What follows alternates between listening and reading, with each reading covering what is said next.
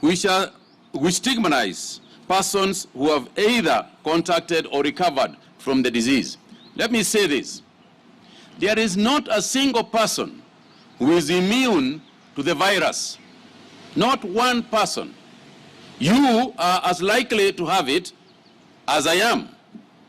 And therefore, nobody should be stigmatized because of the fact that they actually contracted the disease or they were suspected.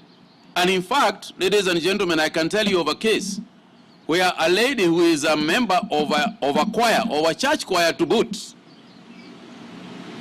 wanted to sing with the choir, and because she was positive and had turned negative, people in the choir were suspicious about whether she should be in the choir or not.